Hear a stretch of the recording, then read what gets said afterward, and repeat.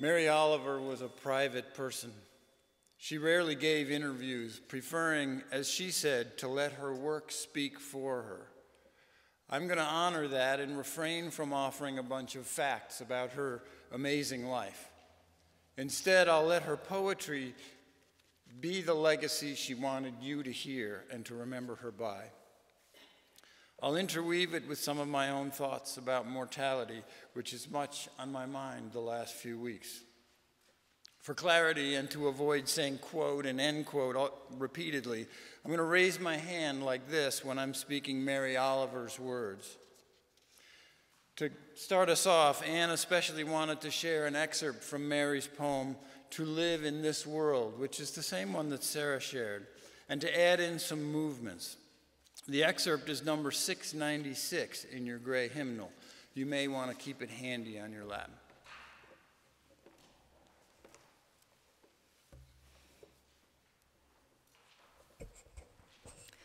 Let's do this 3 times. The first time I'll say it while doing the movements. Please join me for the next 2 if you feel comfortable.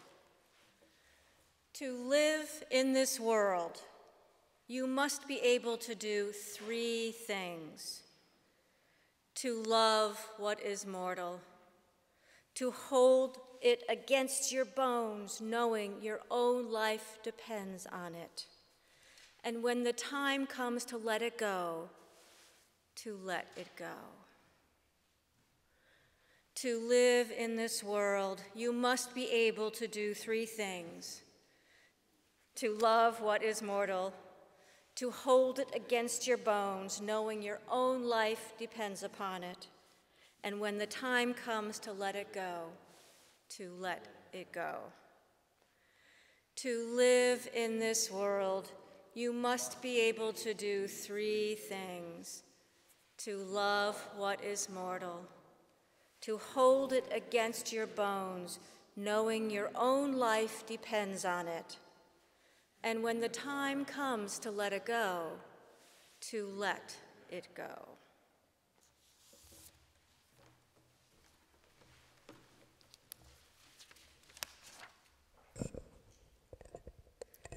To let it go, she says. I am still struggling with this when it comes to selling this building, this campus. To me, it's not a building so much as a mission and a commitment and a community. I am watching a loved one struggle to breathe, and I'm reluctant to let her go. It won't be my first time. My mother's father was born in 1894. Grandpa Steggy was the oldest of 7 children, so when his parents could no longer afford a coachman, care of the family's horses fell to him at the age of 6 in the year 1900. Horses were transportation then, not recreation. So even living in New York City, he wouldn't see his first automobile until he was in his 20s. In my 20s, when Grandpa was 98 years old, I sat on his bed in a small-town hospital in eastern Ohio. My mom had taken a break to play with our kids in the grassy courtyard. Grandpa had been asleep for several days, and we figured it wouldn't be long. I held his hand, a hand that just the week before had been hoeing in the garden. Straightening up then, he had cursed his arthritis yet again, and with his familiar tagline, "Johnny, don't ever get old." I didn't say anything because after he had mumbled through all the names of his kids and my siblings and my kids before finally lighting on Johnny, I wasn't about to correct him with the more recent JD. I sat on the side of his bed just looking at this quiet old man with his Dagwood haircut. And I don't know if I said it aloud or just in my head, but I said, "You can go whenever you're ready, Grandpa." As though in response, the pauses between his breaths got longer and longer until the pauses were far longer than the breaths. Within a few minutes, that last one more breath never came. At his memorial service, I never cried. I cry in Disney movies, at beautiful songs, graduations, you name it, but not at Grandpa's service. I thought there must be something wrong with me. It took me years to realize that maybe those last beautiful moments with him had been a bigger gift than I realized, offering a chance at a different relationship with death. In her poem, The Uses of Sorrow, Mary Oliver writes, "Someone I loved once gave me a box full of darkness. It took me years to understand that this, too, was a gift." Not all deaths are beautiful or peaceful. A former student, the most brilliant I had ever worked with, chose my alma mater for engineering school. I was so proud. Near the end of his freshman year, he turned his vast intelligence toward engineering an elegant method for suffocating himself on the first day of break. It worked flawlessly. His body was discovered several days later by smell. Over 20 years later, I'm still angry and confused. A year and a half after losing his only parent, another student's car left a rural road late at night and ran into a large boulder. No one saw it happen, but the debris left at the scene made it clear that any suffering was brief, for him at least, but not for his school-age siblings. I could go on and on. You probably can too. Anne's young cousin who didn't wake up one day. Mentors and friends gone too soon. Dear friends cut down by cancer, ALS, dementia, addiction, heart attacks. Just last week, another former student died suddenly. The day before, Mary Oliver herself died. I saw him just 5 days earlier at the farm show. He was radiant with enthusiasm about new projects he wanted to tell me about. His service was yesterday. Let it go? Let it go? Death is a thief. It steals away those we love with no right of return, no redress of grievances. Who wants to be friends with a thief? Especially one so capricious and disloyal, who rips our hearts out time after time after time. I do. The Hebrew book of Genesis says, "From dust were ye made, and dust ye shall be." And by now you know it's scientifically true. We are literally made from the dust of dying stars. Most of the atoms that make up the stuff in this room, including our bodies, were created in the blast furnace of an exploding supernova star about 9 billion years ago. Before the explosion, only light elements like hydrogen and helium.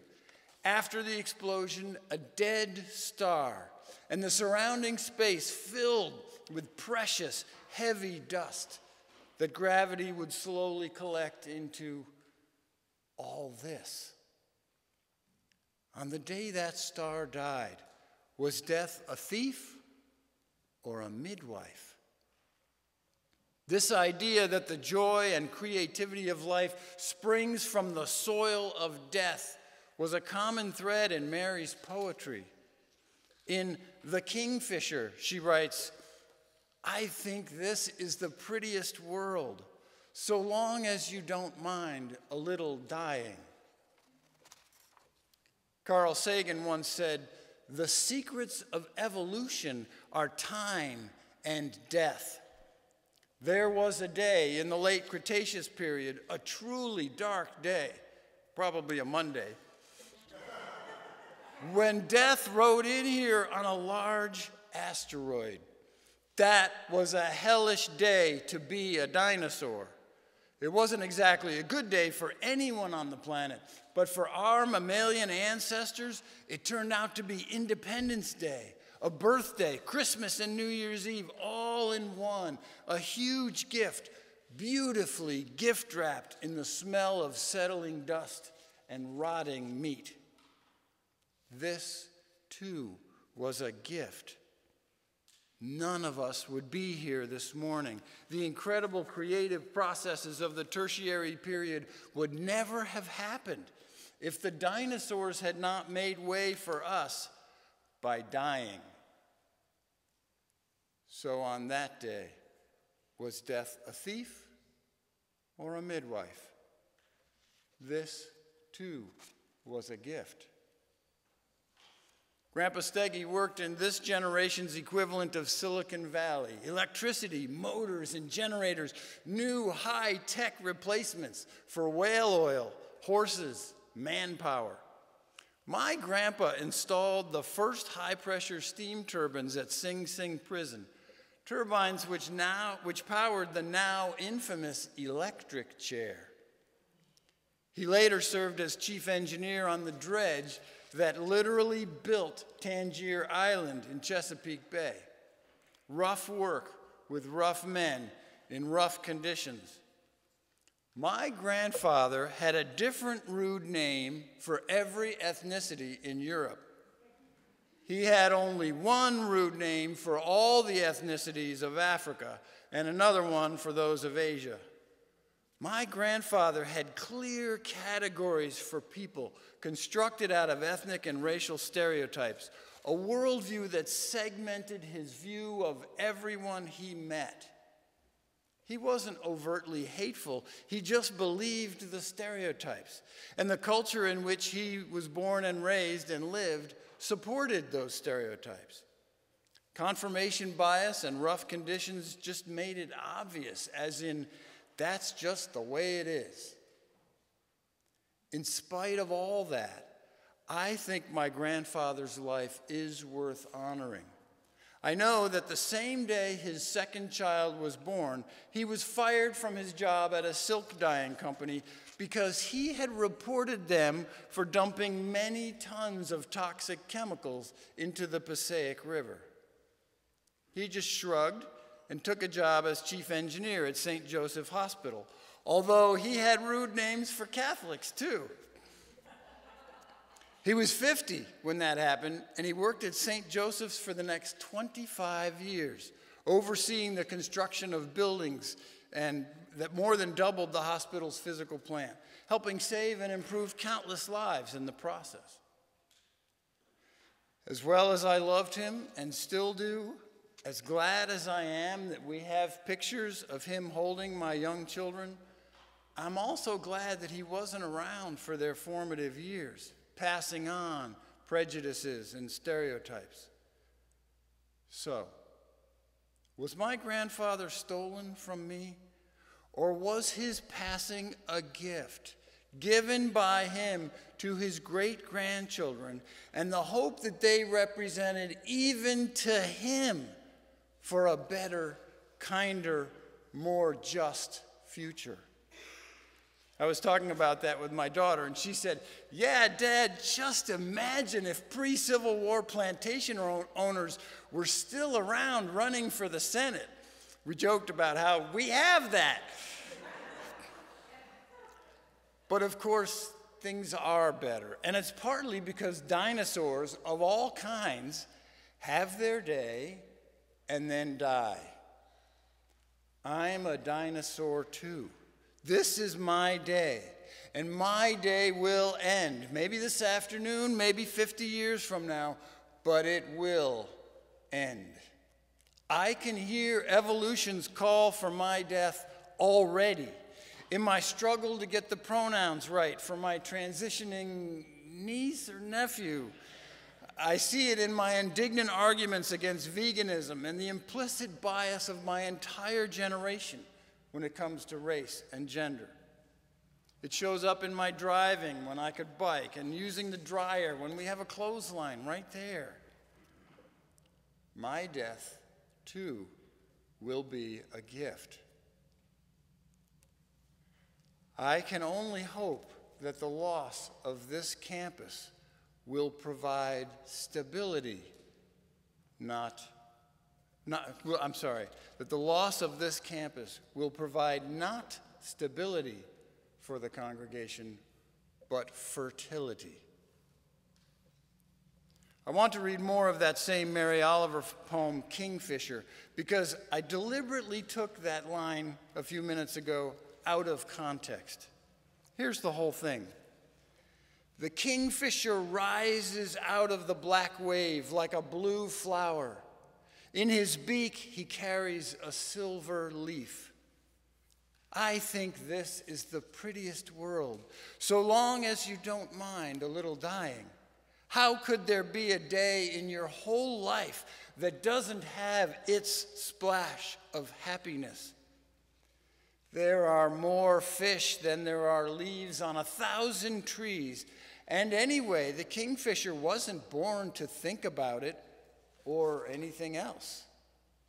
When the wave snaps shut over his blue head, the water remains water. Hunger is the only story he has ever heard in his life that he could believe. I don't say he's right, neither do I say he's wrong. Religiously, he swallows the silver leaf with its broken red river. And with a rough and easy cry, I couldn't rise out of my thoughtful body if my life depended on it, he swings back over the bright sea to do the same thing, to do it as I long to do something, anything, perfectly. Whether you are a kingfisher or a person, to live is to eat, and to eat is to kill. We can argue about the relative harm of killing plants or killing animals, but either way, death is right there in every mouthful. From the Big Bang right through the next election cycle and beyond, death and loss are inextricably linked to birth and creation. Yes, death is a thief, but also a midwife. He takes and gives with the same hands. My life is a gift only made possible by the deaths of stars, of dinosaurs, of deep mammalian ancestors, grandparents, and the dead animals and plants I ate for breakfast this morning. It's a gift I will pay forward by getting my spoiled 20th century butt out of the way of 22nd century progress, whether I like it or not. But I don't want to die. I don't want to not exist. I want to be part of something permanent. I want to participate. I want some part of me to live on. And it does. A friend who loves my Seven Candles work had just lost her grandfather and asked me to write something hopeful about the afterlife. I wrote, "Remember, our bodies are not things. We are flows. What was an apple yesterday is now me, and what was me yesterday is now Susquehanna River and Chesapeake Bay.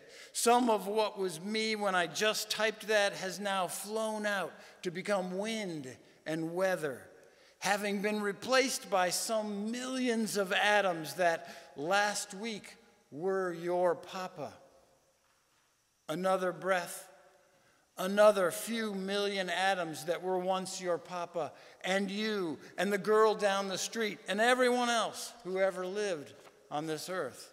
You and me in and out, day after day, commingling together on an interwoven planet of living flow. And before they were your papa, those atoms were someone, something else. Giant redwoods, gentle giraffes, oceans, mountains, lava. Your papa came from everything, was part of everything, and is everything still. Atoms and energy that once flowed through him will go on to adventure as opalescent seashells, newborn infants that smell like God herself. starlight on the endless journey between galaxies, and the lightest, sweetest cornbread you ever tasted. Here's how Mary Oliver put it in her poem, Sleeping in the Forest. I thought the earth remembered me. She took me back so tenderly, arranging her dark skirts, her pockets full of lichens and seeds. I slept as never before, a stone on the riverbed, nothing between me and the white fire of the stars but my thoughts. And they floated light as moths among the branches of the perfect trees. All night I heard the small kingdoms breathing around me, the insects and the birds who do their work in the darkness. All night I rose and fell as if in water, grappling with a luminous doom. By morning I had vanished at least a dozen times into something better. Our cultural metaphors warn us about death as a hooded figure stealthily approaching, coming for us.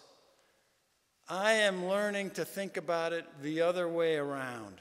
Death is already here.